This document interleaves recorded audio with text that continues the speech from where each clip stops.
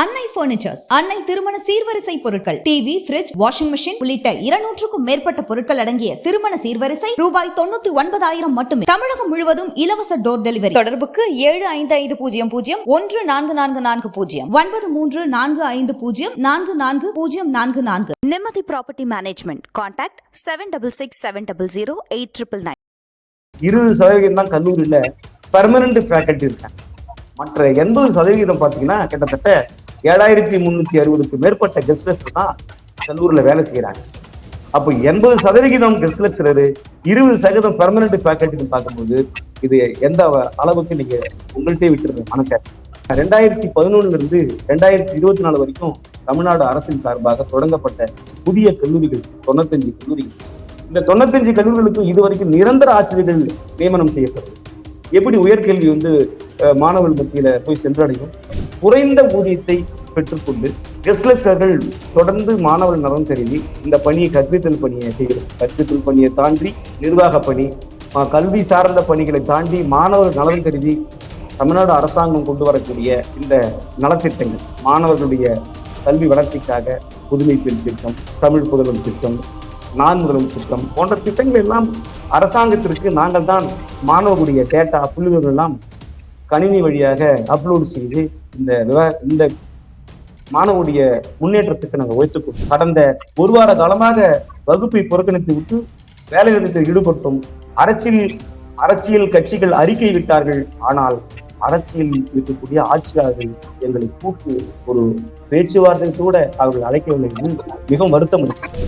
ஒரு மணி நேரத்துக்கு 1500 ரூபாய் விகிதம் 50,000 சம்பளத்தை கொடுக்கணும்னு சொல்லி யூஜிசி ஒரு ரெகுலேஷன் போட்டு அந்த ரெகுலேஷன் பிரகாரம் தான் வழக்கறிஞர்களுடைய நாடி நாங்க ஒரு 50,000 சம்பளத்தையாவது எங்களுக்கு கொடுக்க வேண்டும் என்று வழக்கு கொடுத்து அந்த வழக்கும் நீதிமன்றம் தீர்ப்பு வழங்கி அந்த தீர்ப்பையும் இந்த அரசு சரிவர நடைமுறைப்படுத்தாத எங்களுக்கு வருத்தம் அளிக்கும். சார், நிரந்தர பேராசிரியர்கள் செய்யக்கூடிய வேலையை தான் நாங்களும் செய்கிறோம். அதே சமயத்துல கெஸ்ட் லெக்சரருக்கு எந்த விதமான ஸ்பெஷல் பெனிஃபிட்டும் கிடையாது. எப்படின்னு சொன்னா, எங்கள்ல பெண் பேராசிரியர்கள் கெஸ்ட் லெக்சரர் நிறைய பேர் வேலை செய்யறாங்க. அவங்களுக்கு பாத்தீங்கன்னா எந்த விதமான பேறுகால விடுப்பு கூட கிடையாது. பிஹெச்டி படிச்சுட்டு ஒரு 25,000 மாதாந்திர ஊதியத்தை பெற்றுக்கொண்டு எப்படி ஒருவரால குடும்பத்தை நடத்த முடியும்னு சொல்லி இருக்கக்கூடிய உயரதிகாரிகள் அரசாங்கத்துக்கு சொல்ல மாட்டாங்களா? அவங்களுக்கு தெரியாதா எங்களுடைய வறுமை?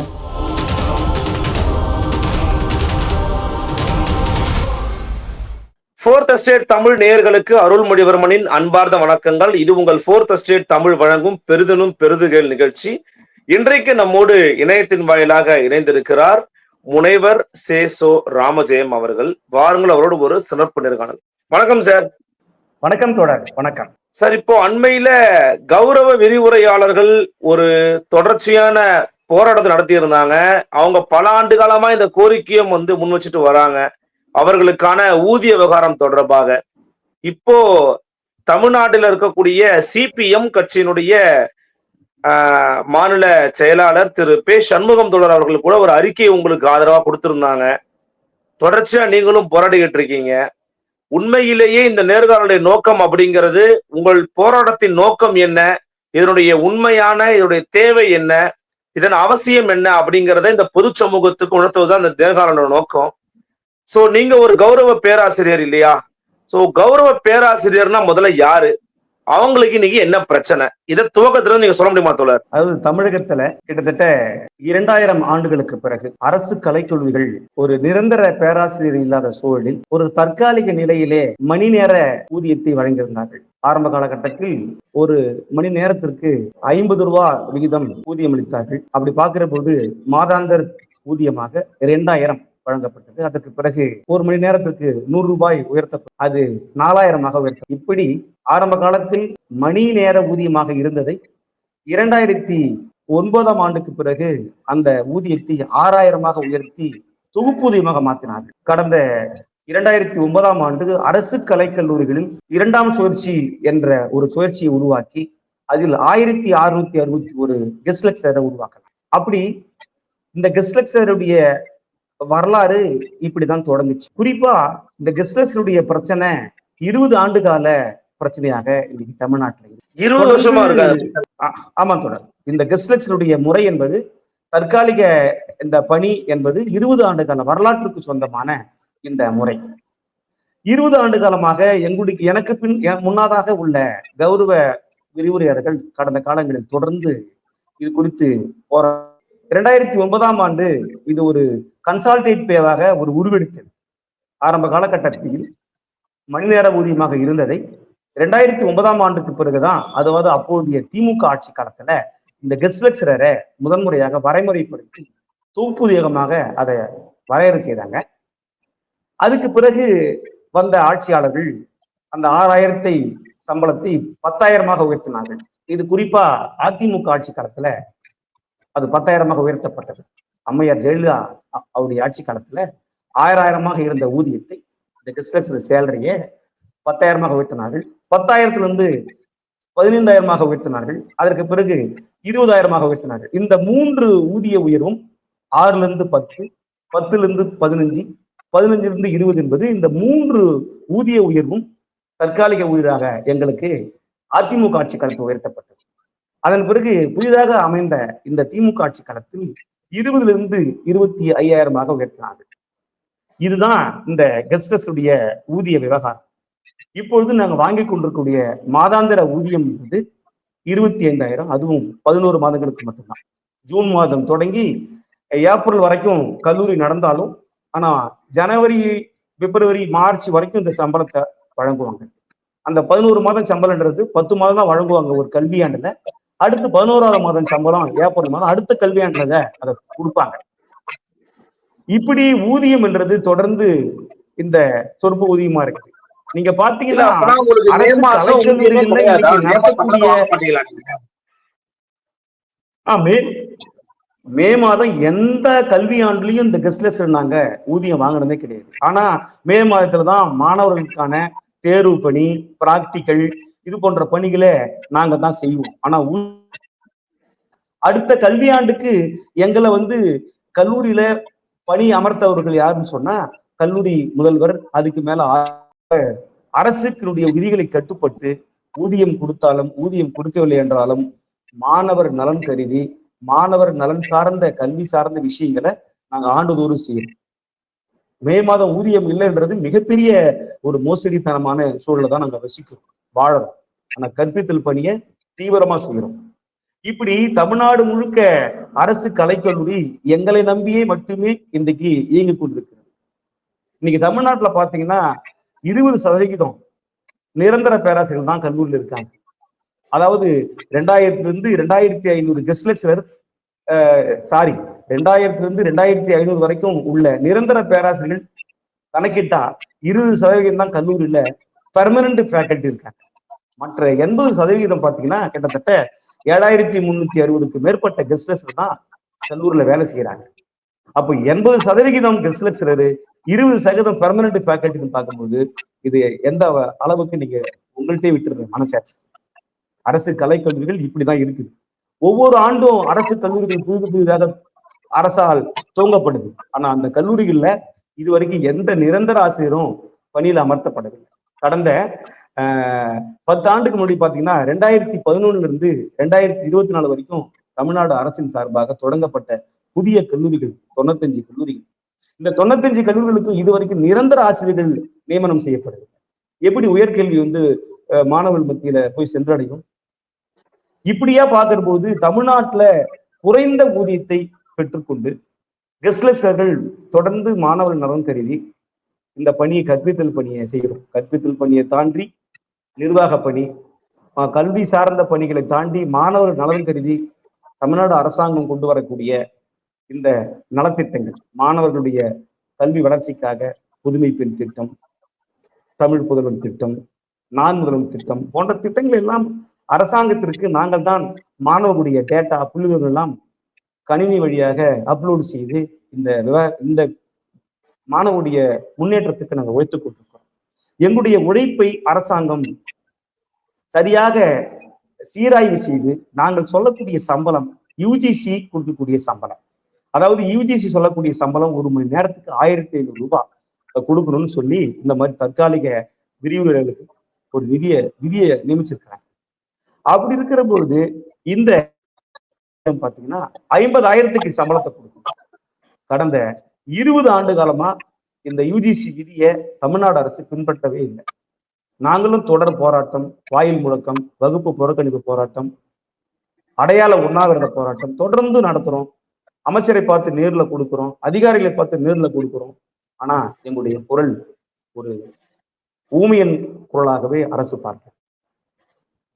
தமிழ்நாடு முழுக்க இருக்கக்கூடிய 164 கலை மற்றும் அறிவியல் கல்லூரிகள்ல நாங்க தான் மெஜாரிட்டியா 80% வேலை செய்வோம். குறைந்த ஊதியத்தில் எங்களுடைய ஒரு நாள் ஊதியம்ன்றது 833 ரூபா 33 பைசா. 30 நாள் சம்பளம் 25,000. அதை டிவைட் பண்ணினா ஒரு நாளுடைய கெஸ்ட் சேலரி 833 ரூபா 33 பைசா. இதை அரசு கவனத்தில் கொண்டு நிரந்தர பேராசிரியர்கள் வாங்கக்கூடிய அந்த ஊதியத்தை நாங்கள் கேட்கவில்லை. யுஜிசி பரிந்துரைத்த நீதிமன்றம் தீர்ப்பு வழங்கிய அந்த ஊதியத்தை குறைந்தபட்சமாக ஒரு 50,000 ஊதியத்தை கொடுத்தாவது எங்களுடைய வாழ்வாதாரம் சற்று மேம்படும். ஏன்னா இன்னைக்கு இரட்டை முறை சம்பளமாக இருக்குது தமிழ்நாட்டில். நிரந்தர பேராசிரியர் வாங்கக்கூடிய சம்பளத்தை ஒப்பிடுகிற பொழுது எங்கள் சம்பளம் ரொம்ப ரொம்ப குறைவா இருக்கு.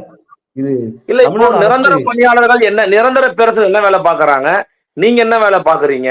அதை இப்போ ஏதாவது கம்பேர் பண்ணி அரசாங்கம் இந்த மாதிரி பண்ணிக்கிட்டு இருக்காங்களா? கூடுதலாக திமுக அரசு அமைவதற்கு முன்பாக உங்கள் கௌரவ விரிவுரையாளர்கள் பற்றி அவங்களுக்கு கொடுத்த வாக்குறுதி என்ன?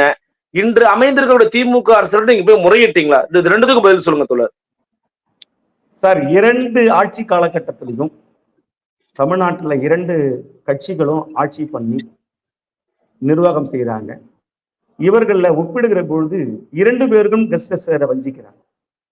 அதாவது கெஸ்ட் லெக்சருடைய முறையில நாம தொடர்ந்து 2 அரசாங்கத்துக்கிட்டையும் கோரிக்கை வச்சிருக்கிறோம். 2 அரசாங்கத்துக்கிட்டையும் முறையீடு செய்திருக்கிறோம், மனு அளிச்சிருக்கிறோம், சந்திச்சிருக்கிறோம், எங்களுடைய பிரச்சனையை பேசியிருக்கிறோம். ஆனா அவர்கள் அரசாங்கத்தின் சார்பா ஒரு ஏடிஎம்கே கவர்மெண்ட்ல 2019 டிஆர்பி டீச்சர் ரெக்ரூட்மெண்ட் போர்டு மூலமா உதவி பேராசிரியர் பணியிடங்களை நிரப்புவதற்கு அவர்கள் நோட்டிபிகேஷன் விட்டாங்க. 2331 அசிஸ்டன்ட் ப்ரொஃபசர் போஸ்ட். அதுக்கு பிறகு 2019, 2020 வாக்குல இந்த ஏடிஎம்கே பீரியட்ல கெஸ்ட் லெக்சரரை ஒரு 1146 கெஸ்ட் லெக்சரரை, தகுதி வாய்ந்த கெஸ்ட் லெக்சரரை ரெகுலரைசேஷன் பண்றதுக்காக ஒரு ஜிஓ போட்டாங்க. அந்த ஜிஓ தான் 56. இந்த 2 விஷயத்தையும் இப்ப பின்னால் வந்த டிஎம்கே கவர்மெண்ட் அதை ரத்து செய்துட்டாங்க. 2019 டிஆர்பி, 2331 உதவி பேராசிரியர் பணியும் ரத்து செய்துட்டாங்க. 2019-20ஆம் ஆண்டு காலகட்டத்துல அதிமுக ஆட்சி காலத்துல ஒரு ஸ்பெஷல் ஜிஓ போட்டு 56 ஒரு ஜிஓ போட்டு 1146 கெஸ்ட் லெக்சரரை ரெகுலரைஸ் பண்றதுக்கும் ஆணை போட்டாங்க. அது நிறைய கெஸ்ட் லெக்சரர் சர்டிபிகேட் வெரிஃபிகேஷன் வரைக்கும் போனாங்க. தரமணியில 3 நாள் நடந்துச்சு. அப்படி இருந்த சூழல்ல புதிதாக வந்த திமுக தலைமையிலான ஆட்சி நிர்வாகம் அவங்க என்ன பண்ணாங்க, இந்த 2 போஸ்டையும் 2331 போஸ்டையும் 1146 போஸ்டையும் என்ன பண்ணிட்டாங்க, ரத்து பண்ணிட்டாங்க. ரத்து பண்ணிட்டு கூடுதலாக இந்த ஆட்சி ஒரு 523 உதவி பேராசிரியர் சேர்த்து டோட்டலா 4000 போஸ்டுக்கு கால்ஃபர் பண்ணாங்க. இன்னைக்கு அந்த கால்ஃபர் லைவ்ல இருக்கு. ஆனா நீதிமன்ற வழக்கு, நிறைய செல்ஃப் ஃபைனான்ஸ் காலேஜ் வழக்கு, அப்புறம் 56 அரசாணையை நீங்க ரத்து செய்தீங்க, அதை நீங்க மீண்டும் அதுக்கு உயிர் கொடுங்க, சான்றிதழ் சரிபார்ப்பு வரைக்கும் நடத்தி முடிச்சிருக்கிறோம் சொல்லி கோர்ட்டுக்கு போயிருக்காங்க. அதுவும் இன்னைக்கு கேஸ் பெண்டிங்ல இருக்கு. இப்படி இந்த திமுக அரசாங்கம் புதிதாக ஒன்றும் பெரிய அளவுக்கு உதவி பேராசிரியர் நியமனம் செய்வதற்கான முயற்சி எடுக்கல. 523 போஸ்ட புதுசா கிரியேட் பண்ணாங்க. அப்ப ஏடிஎம்கே ஆட்சி காலத்துல கடந்த காலங்கள்ல 2019 கணக்கு எடுத்தீங்கன்னா 2331 போஸ்டுக்கு அப்ரூவல் வாங்கிட்டாங்க பைனான்ஸ்ல. அடுத்து 2019-20 வாக்குல 1146 கெஸ்ட் லெக்சரர் ரெகுலரைஸ் பண்றதுக்கு அது பைனான்ஸ் அப்ரூவல் வாங்கிட்டாங்க. அப்ப 2331 1146 நீங்க கூட்டி பாத்தீங்கன்னா 3477 போஸ்ட். அதுக்கு பிறகு இவங்க புதுசா ஆட்சி அமைந்த திமுக கவர்மெண்ட் 523 போஸ்ட ஆட் பண்ணாங்க. அப்படி சேர்க்கும் போது 4000 போஸ்ட் வருது. ஆகையினால 4000 போஸ்டுக்கும் இந்த கவர்மெண்ட் முதல் முறையா நீண்ட கால இடைவெளிக்கு பிறகு முதல் முறையாக உதவி பேராசிரியர் பணியிடத்திற்கு எழுத்து தேர்வு மூலியமாக கால்பர் பண்றாங்க. எழுத்து தேர்வுன்றது நம்ம அரசாங்கத்துக்கு தொடர்ந்து எழுத்து தேர்வு வேண்டாம் என்று சொன்னோம். அவங்க வந்து எழுத்து தேர்வுல ரொம்ப நம்பிக்கை இருக்கு. ஏன்னா பணி அனுபவத்திற்கு முக்கியத்துவம் கொடுக்கணும். ஏன்னா நாங்க சொல்லி கொடுத்த மாணவர்கள் அவர்களும் தேர்வு எழுதுவாங்க எங்க கூட. 20 ஆண்டு காலமா அந்த பணியை செஞ்சுட்டு நாங்க உருவாக்கின மாணவர்கள் இன்றைக்கு நிறைய வேலைக்கு போயிருக்கிறாங்க. ஆனா ஒரு பணி அனுபவத்தை கணக்கில் கொண்டு எங்களுக்கான முன்னுரிமையை அளிக்க இந்த அரசு முன்வரணும் தான் நாங்க கடந்த காலத்துல தொடர்ந்து கோரிக்கை வச்சிருக்கோம். இந்த திமுக ஆட்சி அமைந்த பிறகு தொடர்ந்து உயர்கல்வி அமைச்சரை பார்த்தோம். இப்ப புதிதாக பொறுப்பேற்றிருக்கிற உயர்கல்வி அமைச்சரையும் பார்த்தோம். அவர்கள் தொடர்ந்து சொல்லக்கூடியது உங்களுக்கு நல்லது செய்யறதுக்கு நாங்க முனைப்பா இருக்கோம், நல்லது செய்ய முனைப்பா இருக்கோம். குறைந்தபட்சமாவது ஒரு அடிப்படை வாழ்வாதாரத்தை உத்தரவாதப்படுத்தணும் தான் சொல்லினாங்க. யுஜிசி பரிந்துரைத்த நீதிமன்றம் தீர்ப்பு வழங்கிய அந்த 50,000 சம்பளத்தையாவது கொடுத்தா கூட நீங்க இப்ப இருக்கக்கூடிய கொஞ்ச காலத்தை நாங்க நிம்மதியா கடப்போம். ஆனா அதையும் கொடுக்க மறுக்கிறாங்க. அதனால்தான் தமிழ்நாட்டு முழுக்க ஒரு ஒரு வாரத்துக்கு முன்னாடி தொடர் வகுப்பு புறக்கணிப்பு போராட்டத்தை ஈடுபட்டிருக்கிறோம். வகுப்பு புறக்கணிப்பு நடத்தி அதையும் தாண்டி மாணவர்களுடைய கல்வி பாதிக்கப்படுதுன்னு சொல்லி நாங்க வகுப்புக்கு திரும்பி இருக்கோம். வேலை நிறுத்தம் தொடர்ந்து செய்தால் அவருடைய கல்வி பாதிக்கப்படும் என்ற ஒரு ஒரு மாந்தநேய சிந்தனையோடு கல்வி பாதிக்கப்படக்கூடாது, மாணவர்களுடைய கல்வி நிலை மேம்படும் சொல்லி தார்மீக பொறுப்பேற்று அந்த வேலை நிறுத்தத்தை தற்காலிகமாக நாங்கள் ஒத்தி வைத்து விட்டு வகுப்புக்கு திரும்பி இருக்கோம். மீண்டும் எங்களுக்கு அரசாங்கம் பேச்சுவார்த்தைக்கு கூப்பிட வேண்டும். இதுவரை நாங்கள் கடந்த ஒரு வார காலமாக வகுப்பை புறக்கணித்து விட்டு வேலை நிறுத்தத்தில் ஈடுபட்டோம். அரசியல் கட்சிகள் அறிக்கை விட்டார்கள். ஆனால் அரசியல் இருக்கக்கூடிய ஆட்சியாளர்கள் எங்களை கூட்டு ஒரு பேச்சுவார்த்தை கூட அவர்கள் அழைக்கவில்லை என்று மிகவும் வருத்தம் இருக்கு. இது தமிழ்நாடு முழுக்க இருக்கக்கூடிய கெஸ்ட் பிரச்சனைன்னு பார்க்க முடியும். ஒட்டுமொத்தமான கல்வி சூழல் இருக்கு. இன்னைக்கு தமிழ்நாடுல பாத்தீங்கன்னா ஒரு கேள்வி. இப்போ நீங்க சொல்ற மாதிரி பார்த்தோம் அப்படின்னா 20% தான் நிரந்தர பேராசிரியர்கள் இருக்கிறாங்க, 80% நீங்க தான் இருக்கிறீங்க அப்படின்னா உங்களை எதுக்காக தொடர்ச்சியா புறக்கணிக்கிறாங்க? இப்போ நீங்க இருந்தாதான் வேலையை ஆகுன்றது இருக்குது, அப்ப ஏன் புறக்கணிக்கிறாங்க? இரண்டாவது, அவங்க செய்யக்கூடிய என்ன வேலையை நீங்க கம்மியா செய்யறீங்க? ஏன் உங்களுக்கு குறைவான விதத்தை கொடுத்துக்கிட்டு இருக்காங்க? 20 ஆண்டு காலமா போராடுறீங்க, ஏன் தொடர்ச்சியா நடக்குது? இது என்ன காரணம்? ஏன் உங்களை புறக்கணிக்கிறாங்க? என்ன நீங்க வேலை கம்மியா செய்யறீங்க அப்ப அவங்கள விட? தொடர் இந்த சிஸ்டம் கவர்மெண்ட் உருவாக்கி வச்சிருக்கு. அதாவது எங்களை பொறுத்தளவு ஒரு தொகுப்பூதியம், மதிப்பூதியம் இதெல்லாம் இதெல்லாம் இதெல்லாம் தேவைன்னு சொல்றோம். இதெல்லாம் தேவைன்னு சொல்றோம். ரெகுலர் ப்ரொஃபசர்ஸ்க்கு கொடுக்கக்கூடிய அந்த ஊதியத்தை நாங்க கேட்கல.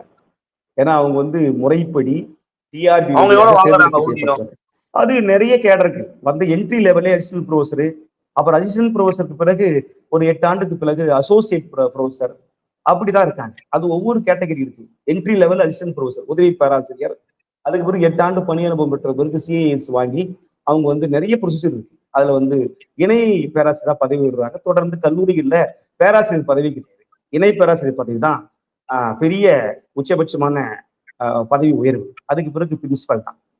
இப்படி கல்லூரிகள்ல அவர்களுடைய நியமன முறை என்பது வேறு, எங்கள் நியமன முறை என்பது வேறு என்பது ஒத்துக்கொள்கிறோம். ஆனால் எங்களுடைய உழைப்பை அரசாங்கம் சீர்தூக்கி பார்க்கும். யுஜிசி சொல்லக்கூடிய ஒரு மணி நேரத்துக்கு 1500 ரூபாய் விகிதம் 50,000 சம்பளத்தை கொடுக்கணும்னு சொல்லி யுஜிசி ஒரு ரெகுலேஷன் போட்டு, அந்த ரெகுலேஷன் பிரகாரம் தான் வழக்கறிஞர்களுடைய நாடி நாங்க ஒரு 50,000 சம்பளத்தையாவது எங்களுக்கு கொடுக்க வேண்டும் என்று வழக்கு தொடுத்து, அந்த வழக்கும் நீதிமன்றம் தீர்ப்பு வழங்கி, அந்த தீர்ப்பையும் இந்த அரசு சரிவர நடைமுறைப்படுத்தாத எங்களுக்கு வருத்தம் அளிக்கும். நீதிமன்ற தீர்ப்பு எப்ப வழங்கப்பட்டுச்சு? நீதிமன்ற தீர்ப்பை தமிழ்நாடு அரசு எப்படி ரிசீவ் பண்ணாங்க? 2019 வழக்கில் தீர்ப்பு அளித்திருக்கிறது. 2019 அவங்களுக்கு கெஸ்ட் ஃபேக்கல்டிக்கு அரியரோட ஊதியத்தை கொடுக்க வேண்டும் என்று சென்னை உயர்நீதிமன்றமும் மதுரை கிளையும் தீர்ப்பு வழங்கியிருக்கு. அதற்கான தீர்ப்பு நகலும் கவர்மெண்ட்ல இருக்கு. அவங்க அடுத்த கவர்மெண்ட் சைடுக்கு போயிட்டு அபிடவிட் பண்றாங்க. இது வழக்கு அப்படியே நிலுவையில தான் இருக்கு. சோ அவங்களுடைய வேலை செஞ்சுறீங்க. உங்களுக்கு பேறுகால விடுப்போ மற்ற விடுப்புகளாக உங்களுக்கு கொடுக்குறாங்களா இல்லையா? சார், நிரந்தர பேராசிரியர்கள் செய்யக்கூடிய வேலையை தான் நாங்களும் செய்கிறோம். அதே சமயத்துல கெஸ்ட் லெக்சரருக்கு எந்த விதமான ஸ்பெஷல் பெனிஃபிட்டும் கிடையாது. எப்படின்னு சொன்னா, எங்கள்ல பெண் பேராசிரியர்கள் கெஸ்ட் லெக்சரர் நிறைய பேர் வேலை செய்யறாங்க. அவங்களுக்கு பாத்தீங்கன்னா எந்த விதமான பேறுகால விடுப்பு கூட கிடையாது. பாத்தீங்கன்னா எங்க கல்லூரிகள்னா அடுத்தது ஒரு guest lecturer, women guest lecturer பாத்தீங்கன்னா டெலிவரி முடிச்சுட்டு அடுத்த ஒரு 2 வாரத்துக்குள்ள கல்லூரிக்கு வந்து குழந்தையோட தான் வகுப்புக்கு போறாங்க. ஒரு குறைந்தபட்சம் ஒரு 6 மாத இது கால எப்படி இது இது பேறுகால இது விடுப்பு கூட அடிப்படை இல்ல. அடிப்படை உரிமை இல்லையா? பேறுகால விடுப்புங்கிறது ரொம்ப மோசமா இருக்கே. ஒரு ரொம்ப மோசமா இருக்கு. நாங்க எத்தனையோ முறை சொல்லிருக்கோம். மெட்டர்னிட்டி லீவ் குடுங்க. கெஸ்ட் ஃபேக்கல்டி, விமென்ஸ் கெஸ்ட் ஃபேக்கல்டிக்கு ஒரு மெட்டர்னிட்டி குடுங்க. ஒரு பேறுகால விடுப்பு குடுத்தா அவங்களுக்கு ஓய்வு எடுப்பாங்க. உடல் ரீதியா அவங்களுக்கு ஒரு பெரிய சோர்வு இருக்கும். அதோட எப்படி வந்து வகுப்புக்கு பாடம் எடுக்க முடியும்? எத்தனையோ பெண் பேராசிரியர்கள் வந்து கௌரவ விரிவுரையாளர்கள் வந்து இப்படித்தான் திண்டாடி இருக்காங்க. இந்த அரசு இதெல்லாம் வந்து கணக்கில் எடுத்துக்கணும். ஏன்னா ஒரு வகுப்புக்கு வரும்போது ஆரோக்கியமாய் வந்தாதான் வகுப்புல மாணவர்களுக்கு கற்பித்தல் பணியை செய்ய ஆமா. முடியும். அப்படி உடல் ஆரோக்கியம் இல்லாம வரும்போது ஒரு பெண் கௌரவ விரிவுரையாளர் எப்படி வகுப்புக்கு போய் பாடம் எடுக்க முடியும்? இதெல்லாம் கணக்கில் கொள்ளாம அரசாங்கம் தொடர்ந்து எங்களுடைய குரலை வந்து புறக்கணிச்சுட்டே இருக்கு. ஒரு பேறுகால விடுப்பு இல்ல, ஒரு பிஎஃப் இல்ல, நிரந்தர பேராசிரியர்களுக்கு பென்ஷன் திட்டம் கிடையாது. அவங்க போராடி கொண்டிருக்கக்கூடிய பழைய பென்ஷன் கொண்டு வாங்கன்னு சொல்றாங்க. அதுல நியாயமான கருத்து தான். எங்களுக்கு தற்காலிக பணியில தொகுப்பு இதுல வேலை செய்யக்கூடியவர்களுக்கு எங்களுக்கு ஒரு குறைந்தபட்ச மனித உரிமையாக கொடுங்க. அதை உத்தரவாதப்படுத்துங்கன்னு சொல்றோம். இல்ல இதுக்கு முன்னாடி டிஎம்கே வந்து அட்ரஸ் ஒரு பண்ணிருக்காங்களா? லீவ் தான் அவங்களுடைய எடுக்குது. தேர்தல் அறிக்கையிலயோ, ஒரு கெஸ்ட் லெக்சரர் வாக்குறுதியிலயோ ஒரு அட்ரஸ் மாதத்துக்கு பண்ணிருக்காங்களா அவங்க? சார் இப்ப வந்து 2 கவர்மெண்ட்டும் மாறி மாறி தமிழ்நாட்டுல ஆட்சி பண்றாங்க. ஒவ்வொருவரும் இவர்கள் ஆளுங்கட்சியா இருக்கும்போது மற்றவர்கள் எதிர்கட்சியா இருக்கிற போது எங்களுடைய பிரச்சனையை பேசுவாங்க தேர்தல் அறிக்கையில. மாறி மாறி இருக்கும்போது இருவரும் தேர்தல் வாக்குறுதி கொடுத்திருக்கிறாங்க. இவங்க கொடுத்த எந்த தேர்தல் வாக்குறுதியும் இதுவரை 20 ஆண்டு காலம் நிறைவேற்றாமல் எங்களை வஞ்சித்து வருவதுதான் கவலை. இரண்டு கட்சிகளும் இதுல எந்த ஓகே. கட்சி சொன்னச்சு, எந்த கட்சி சொல்லலன்னு சொல்ல வரல. 2 திராவிட கட்சிகளும் தொடர்ந்து செஞ்சது. ஆனால் திராவிட முன்னேற்ற கழகம் ஒரு ஆசிரியர் நலன் மீது, அரசு ஊழியர்கள் நலன் மீது கடந்த காலங்களில் அக்கறை கொண்டதெல்லாம் நாங்கள் வந்து உற்று கவனித்து வருகிறோம். ஏன்னா எப்பொழுதுமே திராவிட முன்னேற்ற கழகம் ஆட்சி வந்தானா அரசு ஊழியர்கள் மீது, குறிப்பா ஆசிரியர்கள் மீது கனிவோடு அவர் கோரிக்கையை கேட்டு பரிசீலிப்பார்கள். இல்ல ஆனால் இந்த இப்படியே ஆட்சி சொல்லுவாங்களே. மட்டும்தான் அதாவது இது இந்த வரைக்கும் டீச்சர்ஸ் வோட் பேங்க் அப்படிங்கிறதே திமுகவோட வோட் பேங்க் தான். இப்படிதான் சொல்லுவாங்களே பொதுவாகவே. அப்படித்தான் சொல்லுவாங்க சார். அப்படித்தான் சொல்லுவாங்க. நாங்க கூட இந்த 2021 ஆட்சி அமைவதற்கு எங்களுடைய பங்களிப்பு ரொம்ப அதிகம். இது யாரும் அவ்வளவு குறைத்து மதிப்பிட முடியாது. ஏன்னா கடந்த காலங்கள்ல டிஎம்கே கவர்மெண்ட் சொன்னா ஆசிரியர்கள் தான் ரொம்ப பேக் போனா இருந்தாங்க. ஆமா. அதையும் தாண்டி கவர்மெண்ட் எம்ப்ளாயிஸ் ரொம்ப பேக் போனா இருந்தாங்க. ஆனா இன்னைக்கு அப்படி இல்ல. சூழல் மாறி போச்சு. அரசு ஊழியர்கள் ஒரு பக்கம் போராடுறாங்க, ஒரு பக்கம் கோரிக்கை வைக்கிறாங்க. ஜாக்டோ ஜியோ பாருங்க, நேத்து கூட ஜாக்டோ ஜியோ ஆமா. பேச்சுவார்த்தை ஆமா. இருக்காங்க. ஆனா எந்த கோரிக்கையும் அரசாங்கத்திட்ட வந்து பலன் இல்லை. கோரிக்கை வைக்கிறாங்க. ஆனா கோரிக்கைகள் சரியா அவங்க நிறைவேற்றி தராம திமுகவுக்கு இருக்கிறது போய் வஞ்சிக்கிற சேருதா, போக்கா ரீச் பார்க்கிறோம். ஆகுதான்னு தெரியலன்றீங்க. ஏன்னா முதலமைச்சர் இது குறித்து எதுவும் பெருசா ரியாக்ட் பண்ண மாட்டேங்கிறாரு. ஆனா சார் முதலமைச்சர்கிட்ட தொடர்ந்து சிஎம் பெட்டிஷன், எத்தனை பெட்டிஷன் சிஎம் செல்லுக்கு எங்க கெஸ்ட் லெக்சர்ல நிறைய பேர் ஆயிரக்கணக்கான மனுக்களை அனுப்பியிருக்கிறாங்க. அடுத்து வந்து ஒரு செயலி கொடுத்துக்கிறாங்க, மொபைல் ஆப், அது வழியா பெட்டிஷன் அனுப்பியிருக்கிறாங்க. போன் நம்பர் கொடுத்துக்கிறாங்க. எப்படி வந்து 1100 அந்த நம்பரை வந்து கால் பண்ணி பதிவு பண்றாங்க. எந்த புகாருக்கும் இந்த அரசாங்கம் எங்களுக்கு உரிய கோரிக்கை இதுவரைக்கும் நிறைவேற்றி தரவில்லை. இதுதான் வருத்தமா இருக்கு. ஏன்னா நாம வந்து தொடர்ந்து இந்தியன் கான்ஸ்டியூஷனை பாதுகாக்கிறோம், இந்தியன் கான்ஸ்டியூஷன் இருக்கக்கூடிய சரத்துக்களை பாதுகாக்கிறோம் சொல்றதுல நியாயம் இருக்கு. எங்களுக்கு எந்த விதமான அது பிரச்சனை கிடையாது. ஆனா நாங்க உங்களுக்கு கீழே வேலை பார்க்கிற ஒரு கடைநிலை ஊழியரா இருக்கிறோம். மெத்த படிச்சிருக்கிறோம், பிஹெச்டி படிச்சிருக்கிறோம். பிஹெச்டி படிச்சுட்டு ஒரு 25,000 மாதாந்திர ஊதியத்தை பெற்றுக்கொண்டு எப்படி ஒருவரால குடும்பத்தை நடத்த முடியும்னு சொல்லி இருக்கக்கூடிய உயரதிகாரிகள் அரசாங்கத்துக்கு சொல்ல மாட்டாங்களா? அவங்களுக்கு தெரியாதா எங்களுடைய வறுமை?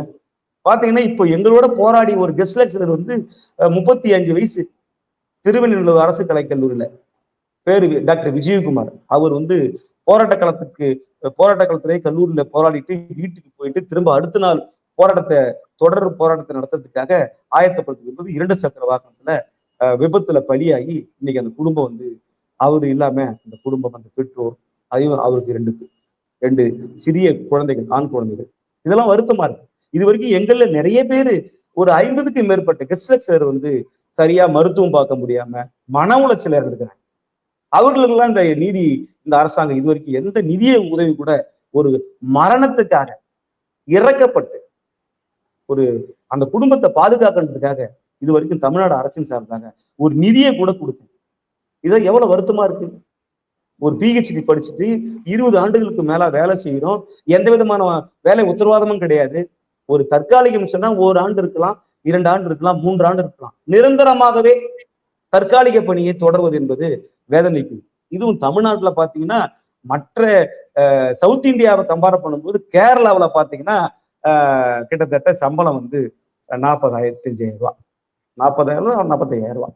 கர்நாடகாவில் 45,000 ரூபாய், ஆந்திர பிரதேசல 50,000 ரூபாய், தெலுங்கானாவில் 50,000 ரூபாய். ஏன் அண்டை மாநிலமான அண்டை யூனியன் பிரதேசமான பாண்டிச்சேரியில 40,000 ரூபாய் எங்களை போன்ற கெஸ்ட் ஃபேக்கல்டி.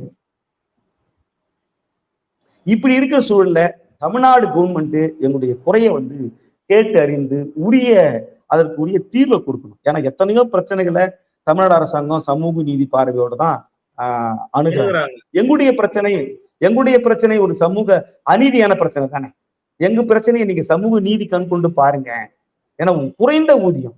இனிமேல் உயர்கல்வித்துறையில பிஹெச்டி படிச்சு மாணவர்கள் வருவாங்களான்றது கேள்வி. இப்ப நாங்க எங்க கல்லூரியில வகுப்பு மாணவர்கள் கேட்கறான், சார் நீங்க ஆரோக்கியமா சார் இருக்கிறீங்க, உங்கள சார் பிரச்சனை, ஏன் போராடுறீங்க, வகுப்பு புறக்கணிக்கிறீங்க, ஏன் எங்க வகுப்பு வரமாட்டேன்னு கேட்கும்போது, தம்பி நாங்க பிஹெச்டி படிச்சு கிட்டத்தட்ட 20 வருஷம் ஆகுது, எங்க சம்பளம் 25,000 வச்சுக்கிட்டு எப்படி சார் குடும்பம் நடத்த முடியும் நீங்க கேட்கறீங்களே. அப்ப நாங்க ஏன் சார் வந்து உயர்கல்விக்கு போகணும், நாங்க அடுத்து தனியார் வேலைக்கு போறோம், இப்படி மாணவர்கள் சொல்றான். மாணவர்களே வந்து இதுக்குள்ள வர முடியாத ஒரு சூழலை அரசு மறைமுகமா உருவாக்கிட்டு இருக்காங்க, உருவாக்கிட்டு இருக்குது. அப்ப நாங்களே பிஹெச்டி படிச்சு கிட்டத்தட்ட 20 வருஷமா வேலை பார்க்கும்போது எங்களை நம்பி வந்து படிக்கக்கூடிய மாணவருடைய கேள்வி என்னவா இருக்குது, நீங்களே பிஹெச்டி படிச்சு குறைந்த ஊதியத்துல வேலை பார்க்கறீங்க, நாங்க ஏன் மேற்கொண்டு நீங்க ஏன் சார் எங்களை மேற்கொண்டு படிங்க, பிஏ முடிச்சுட்டு பிஜி படிங்க, பிஹெச்டி படிங்கன்னு சொல்றீங்க, நீங்க பிஹெச்டி படிச்சுட்டு இப்படி இருக்கிறீங்களே என்ற ஒரு அவலநிலை மாணவர்கள் எங்களை பார்த்து கேள்வி கேட்கிறான். அந்த கேள்விக்கு பதில் சொல்ல எவ்வளவு சார் ஊதியம் கொடுப்பாங்க? இப்போ உங்களுடைய தகுதி, உங்களுடைய திறமை இதெல்லாம் வந்து தனியார் கல்லூரிகள் இருக்காங்கல்ல, பெரிய பெரிய கலை கல்லூரிகளா இருப்பாங்களா சார், அங்கெல்லாம் என்ன சார் மரியாதை, என்ன சார் மதிப்பு, என்ன சார் ஊதியம் கொடுக்குறாங்க? சார் தனியார் கல்லூரியில வேலை பார்க்கறவங்களுக்கு ஒரு தனி மரியாதை உண்டு. என்ன மரியாதைன்னா, பிஹெச்டி படித்துட்டு அவங்க வந்து அவங்க கெஸ்ட் லெக்சரர் போஸ்ட் அவங்களுக்கு கிடையாது, அவங்களுக்கு உதவி பேராசிரியர் என்கிற ஒரு டெசிக்னேஷன் உண்டு, அசிஸ்டன்ட் ப்ரொஃபஸர்னு ஒரு டெசிக்னேஷன் உண்டு. ஆனா எங்களுக்கு வந்து அந்த டெசிக்னேஷன் கிடையாது. சம்பளம் வந்து குறைவு, அசௌகரியம் கூட, கௌரவம் இல்லை. ஏன்னா கௌரவ விரிவுரையாளர், அவங்களுக்கு கௌரவமான பதவி, குறைந்த சம்பளம் தான். எங்களை காட்டிலும் கௌரவ விரிவுரையாளர் போது ஏன் சார் கௌரவம் இல்லைன்றீங்க? அதான் பாருங்க, சம்பளம் குறைவா இருக்கு. நீங்க வந்து உதவி பேராசிரியர்னு சொல்ல முடியாது. நீங்க செல்ஃப் ஃபைனான்ஸ் காலேஜ்ல பாத்தீங்கன்னா அவங்களுடைய டெஸ்டினேஷன் வந்து அசிஸ்டன்ட் ப்ரொஃபசர். அவங்க வந்து பிஹெச்டி கைட் பண்ணலாம், அவங்க பிஹெச்டி கைட் பண்ணலாம், மற்ற மாணவர்களை உருவாக்கலாம். பிஹெச்டி ரிசர்ச் ஸ்டூடெண்ட்டுக்கு, ரிசர்ச் ஸ்காலருக்கு கைட் பண்ணலாம். எங்களுக்கு கைட் பண்ற ஆப்ஷன் கிடையாது. ஆனா நாங்க பிஹெச்டி படிச்சுட்டு 10-11 வருஷமா கெஸ்ட் ஃபேக்கல்ட்டியா வேலை பார்க்கறோம். ரிசர்ச்சே இன்னைக்கு இல்லாம போச்சு, ஆய்வு மனப்பான்மை எங்கள்கிட்ட குறைஞ்சு போச்சு. ஒரு கெஸ்ட் லெக்சரா இருக்கக்கூடிய கெஸ்ட் ஃபேக்கல்ட்டிக்கு ஒரு பிஹெச்டி மாணவருக்கு கைட் பண்றதுக்கு இது வரைக்கும் ஒரு ரெகுலேஷன் போடலை இந்த கவர்மெண்ட். அப்ப நாங்க பிஹெச்டி படிச்சு எங்களுடைய பிஹெச்டி எங்களுடைய ஆய்வு மனப்பான்மை எல்லாம் பின்னோக்கி போகுது. அப்ப ரிசர்ச் அவுட்புட் இல்லையே.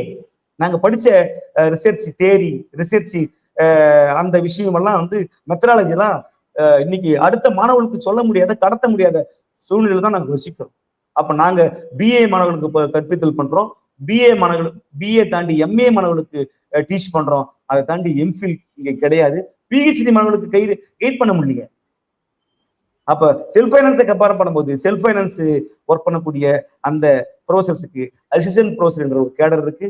அவங்க பிராக்டிகலுக்கு வந்து எக்ஸ்டர்னலா போகலாம், இன்டர்னல் வந்து போகலாம், அசஸ்மெண்ட் பண்ணலாம், கைட் பண்ணலாம், எல்லா பெனிஃபிட் இருக்கு. ஆனா சேலரி வந்து depends upon self finance college administration கொடுத்துருக்கு. சம்பளம் 10,000 இருக்கலாம், 20,000 இருக்கலாம். ஏன் டீம்டு யூனிவர்சிட்டி நீங்க பாருங்க, எஸ்ஆர்எம் யூனிவர்சிட்டி இருக்கு, டீம்டு யூனிவர்சிட்டி தமிழ்நாட்டுல.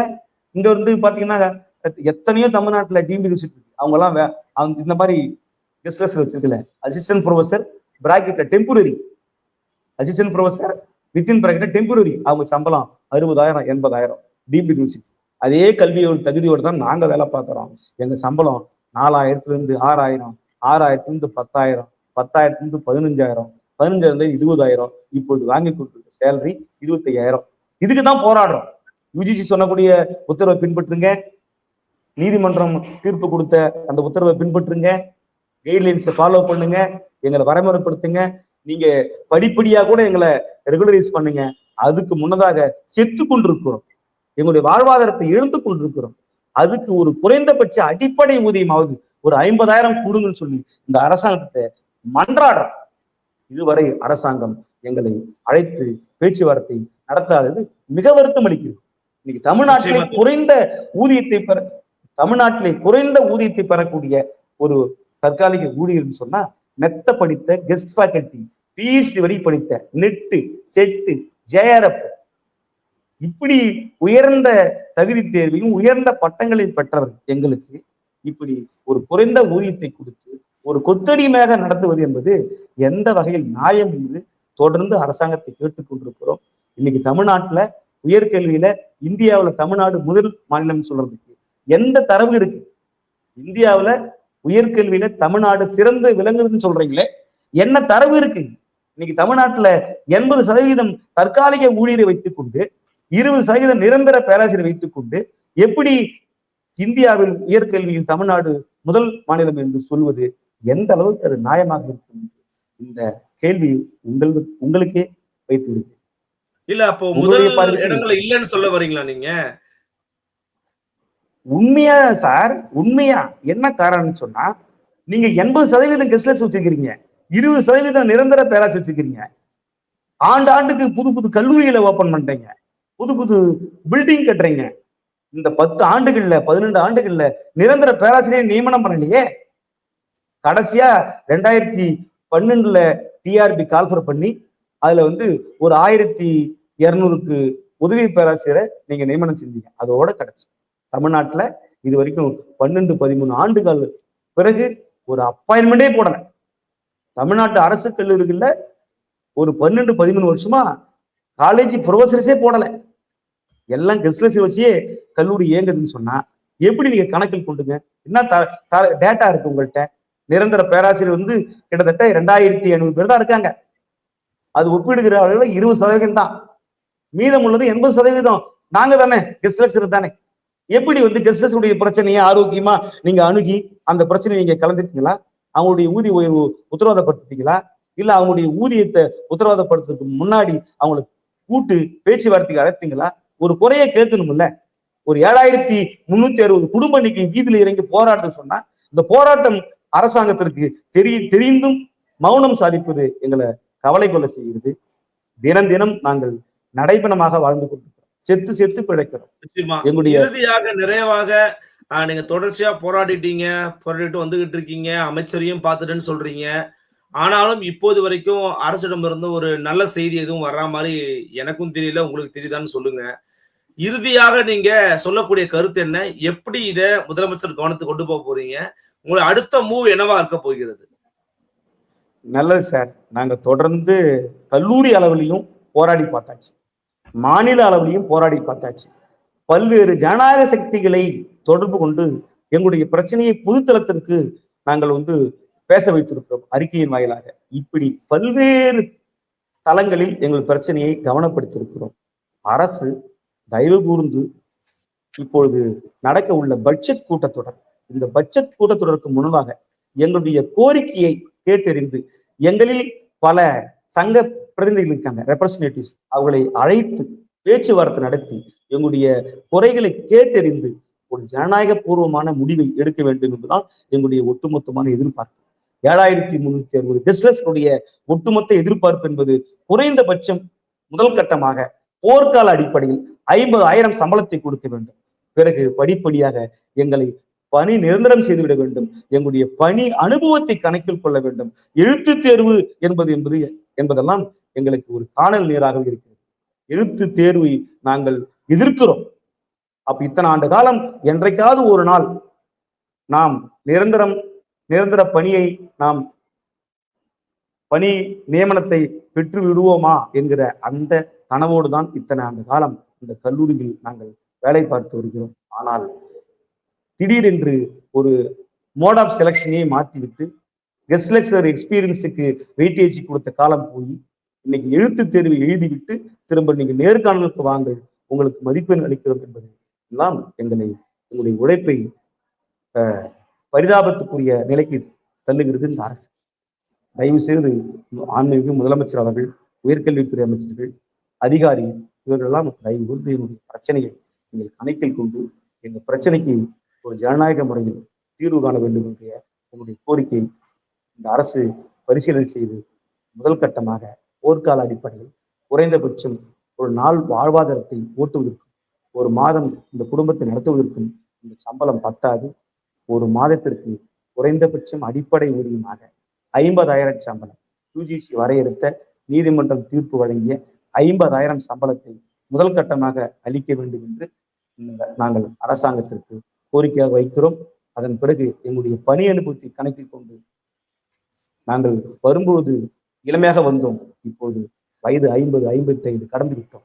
எத்தனையோ உயிர் பலியை நாங்கள் இழந்திருக்கிறோம், எத்தனையோ குடும்பம் இழந்திருக்கிறது. பிஹெச்டி படிக்கிற நிலைமை இப்படி இருக்கிற பொழுது வேறொரு மாணவர் சமுதாயம் எப்படி இந்த உயர்கல்விக்கு வருவார்கள் என்பதெல்லாம் ஒரு கேள்விக்குறியாக இருக்கு. தயவு கூர்ந்து எங்களுடைய வேதனையை, எங்களுடைய கண்ணீரை மாண்புமிகு முதலமைச்சர் அவர்கள் துடைப்பார் என்ற நம்பிக்கையில் தான் இப்படி கோரிக்கை வைத்துக் கொண்டிருக்கிறோம். வரும் பட்ஜெட் கூட்டத்தொடரில் எங்களுடைய பிரச்சனையை மாண்புமிகு முதலமைச்சர் அவர்கள் பேசுவார். நிச்சயம் எங்களுக்கு ஊதிய உயர்வு அளிப்பார். 50,000 சம்பளம் மாதாந்திரம் 12 மாதங்களுக்கும் வழங்க வேண்டும் என்று எங்களுக்கு அவர் உத்தரவாதம் தர வேண்டும். அதற்கு முன்னதாக எங்களில் இபிஎஃப் இல்லை, பிஎஃப் இல்லை, அடுத்தது மருத்துவ விடுப்பு இல்லை. எங்களுக்கு சம்பளம் 25,000 கொடுக்கிற சூழலில் ஒரு நாள் விடுப்பு எடுத்தால் அந்த சம்பளத்தை அவர்கள் இது என்ன பண்றாங்க, பிடிக்கிறாங்க, லாஸ் ஆஃப். ஒரு மாதத்திற்கு ஒரு நாள் தான் சிஎல் லீவ், கேஷுவல் லீவ். அப்படி 11 மாசத்துக்கு 11 லீவ் எடுத்துட்டா மீதி இருக்கக்கூடிய லீவ் எடுக்கும்பொழுது அந்த லீவுக்கு உரிய சம்பளத்தை பிடித்தம் செய்கிறாங்க. இப்படி குறைவான சம்பளத்தை பெற்றுக்கொண்டு அதிகப்படியான லீவை எடுத்துக்கொண்டால் 11 லீவுக்கு போக அதுக்கு மேல் லீவ் எடுத்தால் அந்த சம்பளத்தை லாஸ் ஆஃப் பேல வச்சுக்கிறாங்க. இவ்வளவு ஒரு குடும்பம் இருக்கு தமிழ்நாடு. தயவு கூர்ந்து இந்தியா மிக சிறந்த உன்னதமான நாடு, அந்த நாட்டில் மிக உன்னதமான மாநிலம் தமிழ்நாடு. அந்த தமிழ்நாட்டில் எல்லா கருத்துக்களும் ஊடாடி பேசிய ஒரு மாநிலம். இன்னைக்கு புதிய கல்விக் கொள்கையை எதிர்க்கிற அரசாங்கம், மும்மொழி கல்வி கொள்கையை எதிர்க்கிற அரசாங்கம், நீட்டு தேர்வை எதிர்க்கிற அரசாங்கம், எங்களுடைய எழுத்து தேர்வையும் நீங்கள் புறக்கணித்து விட்டு மறுபரிசீலனை செய்து கௌரவ விரிவுரையாளருடைய பணி அனுபவத்தை கணக்கில் கொண்டு ஒரு 1146 டிஸ்லெக்சர் இருக்க ஏற்கனவே சர்டிபிகேட் வெரிஃபிகேஷன் பண்ணி முடிச்சிருக்கிறோம். அவர்களுக்கு உடனடியாக பணி நியமனம் செய்ய வேண்டும் என்று மற்ற பணிவோடு இந்த அரசாங்கத்திற்கு கோரிக்கை. நிச்சயமா தோழர், ரொம்ப டீடைல்டாகவும் அதே போல உங்களுடைய வழிகளையும் உணர்வுகளையும் ரொம்ப எளிமையான மொழியில, மக்களுக்கு புரியக்கூடிய மொழியில அரசாங்கத்திற்கும் கோரிக்கையாக வைத்திருக்கிறீங்க. பொறுத்திருந்து பார்க்கலாம் இந்த தமிழ்நாடு அரசாங்கம் இது போன்ற நடவடிக்கை எடுக்கிறாங்க அப்படின்னு. எங்களுக்காக உங்களுடைய வருகனையும் கருத்துக்களையும் நேர்த்தியாக அளித்ததற்கு மிக்க நன்றி தோழர். நன்றி சார். நன்றி சார். நன்றி. மீண்டும் சந்திக்கலாம் நண்பர்களே. வணக்கம்.